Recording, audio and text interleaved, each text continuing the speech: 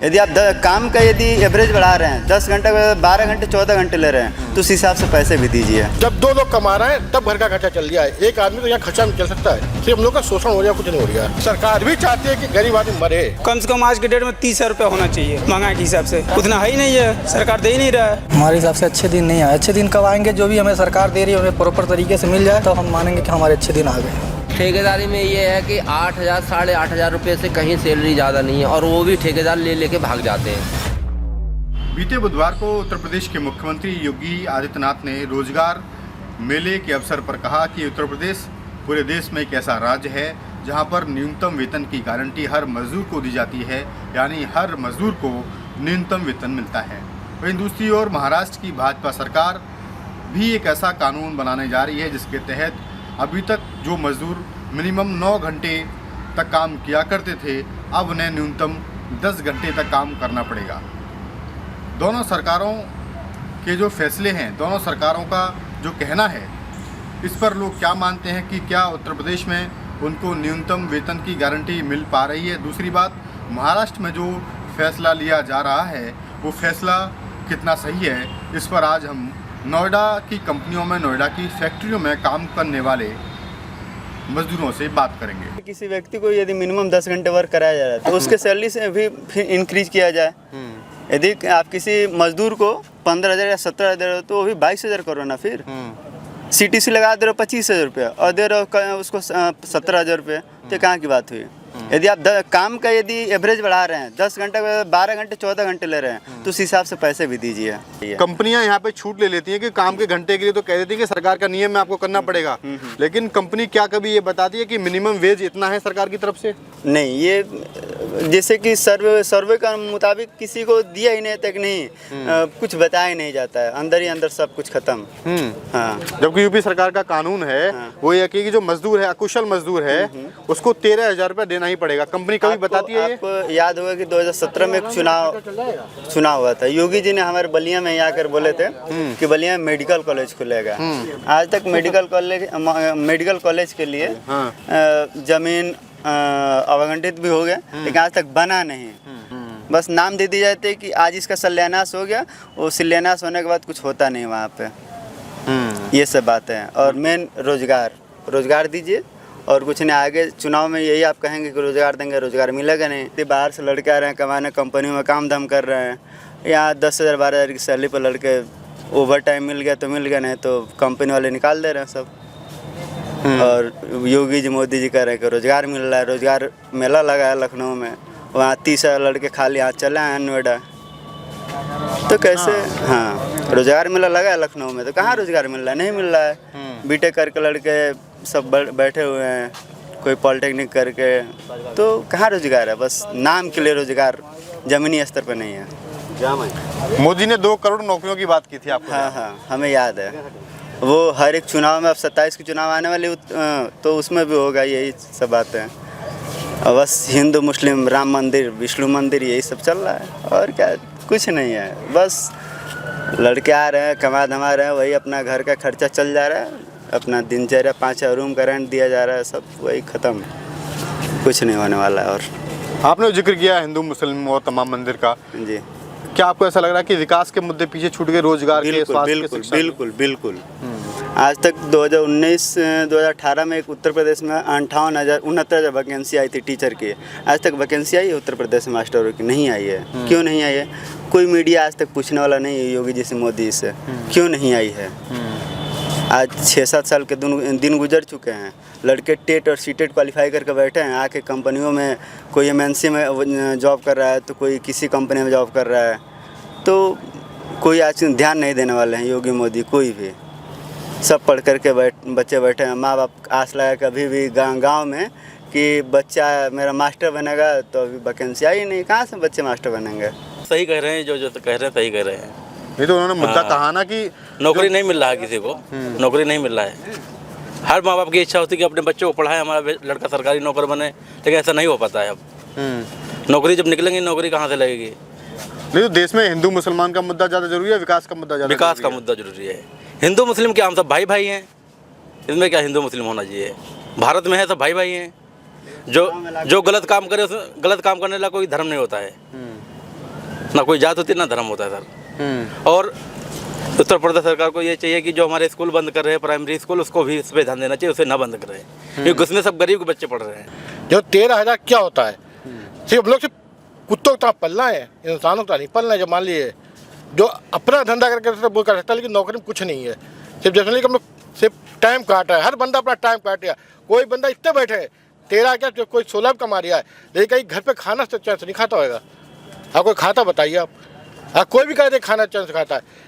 जब 2 लोग कमा रहे हैं तब घर का खर्चा चल रहा है। एक आदमी तो यहाँ खर्चा नहीं चल सकता है। यहाँ तो बस क्या है, कुछ नहीं है। बस आदमी को नौकर तो है ही है आदमी, लेकिन सिर्फ मजदूरी के अलावा कुछ काम ही नहीं लेता है आदमी। मतलब काम करना, अब 8 घंटे 10 घंटे आप खड़े खड़े बैठे बैठे परेशान होता है। अगर हम लोग जो खड़े होते हैं मजदूर, हम लोग जो कंपनी में खड़े होते हैं, अगर किसी अच्छे आदमी से कह दिया, किसी मैनेजर से कह दिया आप 6 घंटे खड़े हो जाइए, खड़ा नहीं हो पाएगा। 6 घंटे से बैठा लिए बैठ नहीं पाएगा।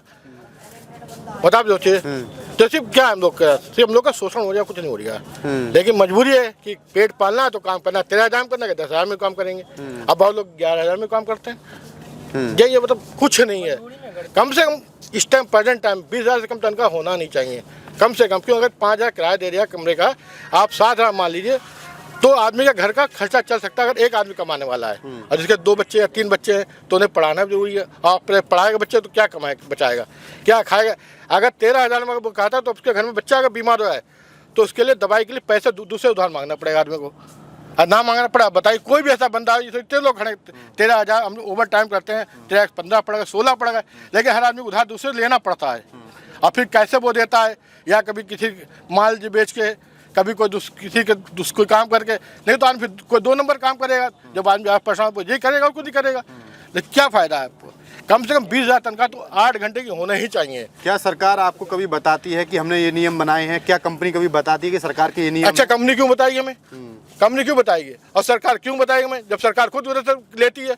अभी आपने थोड़े दिन पहले सुना था, जो सरकार ने फंड लिया है, जो 200 500 करोड़ चंदा लिया, वो क्यों लिया? वो क्या हम लोग से लिया? सब आधा हम लोग ही होएगा, क्योंकि जो कंपनी देगी, फटी कंपनी देती है। नहीं देगी तो टैक्स पड़ेगा उसके पास, इनकम टैक्स आ जाए, कोई ना कोई आ जाए, तो क्या उसकी कंपनी की मजबूरी है। कंपनी भी चाहे देना चाहे, वो भी नहीं दे सकते हम लोग को, क्योंकि सरकार भी चाहती है कि गरीब आदमी मरे, और कुछ नहीं है। कितनी सैलरी होनी चाहिए कम से कम 8 घंटे का होना चाहिए 20,000, और उसके बाद अलग से ओवर टाइम होना चाहिए। कम से कम आज के डेट में 30,000 रुपये होना चाहिए महंगाई के हिसाब से। उतना है ही नहीं है, सरकार दे ही नहीं रहा है, काम भी नहीं है। सरकार कहती है महंगाई कम हो गई है 8 साल में पहली कौन कह रहा है? सरकार कौन कह रहा है? सरकार का आंकड़ा है 3% महंगाई। अरे नहीं, बहुत ज़्यादा महंगाई है। अब हद से ज़्यादा आसमान छू रहा है महंगाई, और इनकम उतना ही है, वेतन बढ़ ही नहीं रहा है। कहने का मतलब ये है, सबसे पहले तो 8 घंटा ड्यूटी होना चाहिए, 8 घंटे में 20,000 होना चाहिए, और उसके बाद जो ओवर टाइम जो अलग से है, तो उसका पैसा बढ़ना चाहिए। अब यहाँ पे क्या है, 12 घंटा 11 घंटा आप ड्यूटी करते हैं, 12 घंटा ड्यूटी करते हैं, 1 घंटा का लंच कट जाता है, ठीक है, और उसमें सैलरी आपका कितना बनता है? 16,000 17,000 बनता है खाली। हाँ, खाली कहने मतलब ओवर टाइम है, लेकिन ओवर टाइम कुछ ना है इसमें।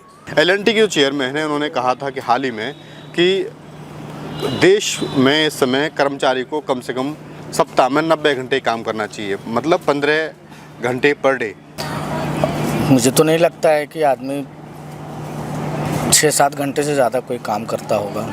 आप भी हो, कोई भी हो, XYZ, मैं दरअसल सभी के बारे में बोल रहा हूँ। ज़्यादा से ज़्यादा अगर दिल लगा के आदमी काम करेगा तो 6-7 घंटा ही करेगा, इससे ज़्यादा नहीं हो पाता है। जो 8-9 हज़ार की ड्यूटी में, वो रूम भाड़ा भी यहाँ पे इसका किसी का कुछ नहीं है। रूम भाड़ा भी देते हैं, राशन भी भराते हैं, अपना खर्चा भी महीने का देखते हैं, और अपने परिवार को कैसे पालते हैं वो मुझे भी नहीं पता चल रहा है कैसे चल रहा है उन लोगों का। यहाँ पे ये हाल है नोएडा के अंदर में। एक आम मजदूर जो है वो कितने घंटे आसानी से काम कर पाता है, मतलब बिना कोई टेंशन लिए, सर वैसे बिना किसी तनाव के? सर वैसे तो बिना तनाव के 8 घंटे ही ड्यूटी कर सकते हैं, लेकिन पैसे कम है, इस वजह से हमें OT करना पड़ता है। तो हम तो ये कहेंगे कि मतलब 8 घंटे ड्यूटी मिनिमम आदमी को करना ही चाहिए। इंसान 8 घंटे में ही थक जाता है, जिस हिसाब से एक्सपोर्ट में चाहे अदरवाइज कंपनियों में काम लिया जाता है, 8 घंटे में ही थक जाता है, लेकिन OT मजबूरी बस लगाया जाता है। कारीगर मजबूरी में OT लगा लेता है, क्योंकि पैसे नहीं बन पाते उतने कि हम अपने खर्चे देख सकें उसके, इस वजह से।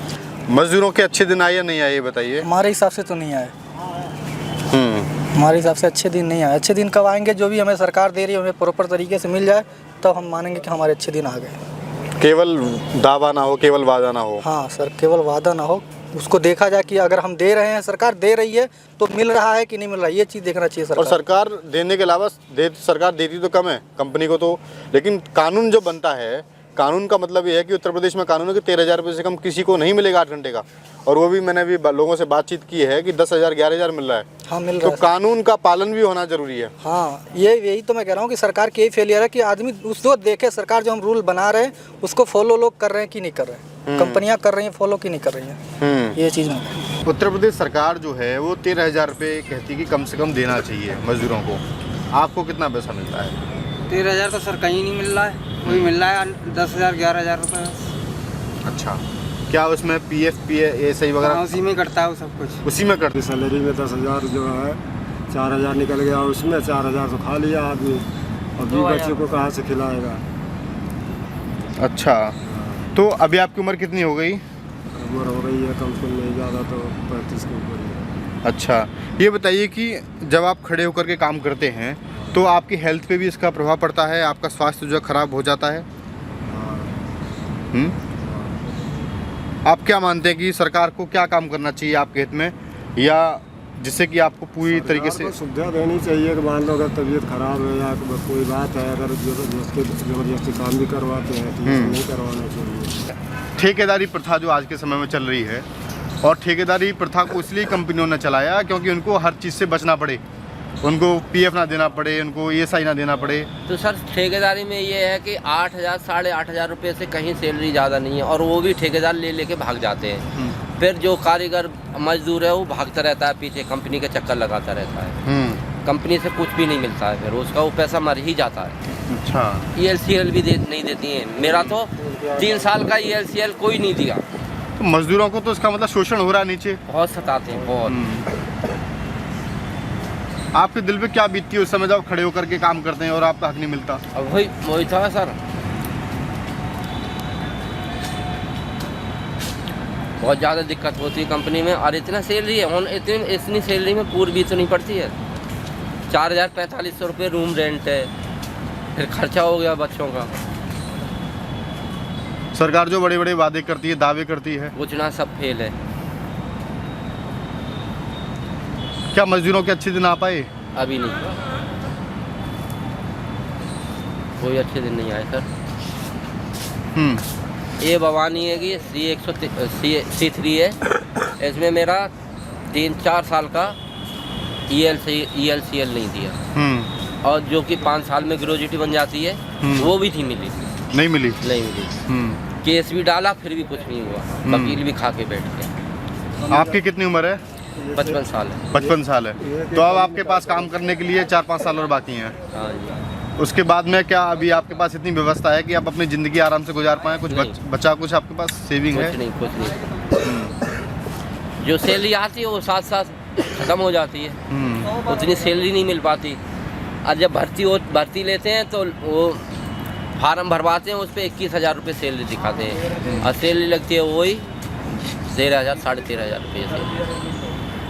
तो सरकार जब ये कहती है कि इतना मिनिमम वेज होना चाहिए, मतलब कम से कम सैलरी, कभी कोई इंस्पेक्शन करने के लिए, कोई जांच करने के लिए अधिकारी आते हैं? अधिकारी आते हैं तो वही कह देते हैं 21,000 रुपये सैलरी बताना है, इससे कम सैलरी नहीं बतानी है, ठीक है ना। तो उस समय आपको झूठ बुलवाते हैं और आपको बोलना पड़ता है मजबूरी में? कंपनी झूठ बुलवाती है, बोलना पड़ता है। ये दुनिया, ये महफिल मेरे काम की नहीं, मेरे काम की नहीं, ये दुनिया, ये महफिल। अरे अपना पता मिले न खबर यार की मिले, दुश्मन को भी न ऐसी सजा प्यार की मिले, उनको खुदा मिले है खुदा की जिन्हें तलाक, मुझको बस झलक मेरे दिलदार की मिले, ये दुनिया, ये महफिल मेरे काम की नहीं। जिन युवाओं से, जिन लोगों से बातचीत हुई जो कि कंपनियों में काम करते हैं, उनकी सबकी समस्या यही है कि सरकारें काम के घंटे बेशक बढ़ाएं, लेकिन कम से कम सरकारों को ये ध्यान रखना चाहिए कि वो काम के साथ साथ पैसा भी बढ़ाएं। पैसा जब सरकार कहती है कि मिनिमम वेज इतना है आपका, कम से कम सैलरी आपको इतनी मिलनी चाहिए, जो कि यूपी में 13,000 रुपये है अकुशल मजदूर के लिए, वो 13,000 रुपये भी उनको नहीं मिल पाता और उनको 10,000, 9,000, 11,000 इस तरीके से मिलता है। तो सरकारों को चाहिए कि कानून बनाने के साथ साथ वो ये भी ध्यान रखें कि नीचे उस कानून का इम्प्लीमेंट हो पा रहा है या नहीं हो पा रहा, इसका भी सरकार ध्यान रखे, क्योंकि मजदूर जो है वो सबसे निचले तबके का होता है और अगर उस मजदूर को ही परेशान रखा जाएगा, अगर उस मजदूर को ही उसके वाजिब हक नहीं दिए जाएंगे, तो फिर देश को अगर विकसित बनाने की बात 2047 तक होती है तो वो नहीं होगी।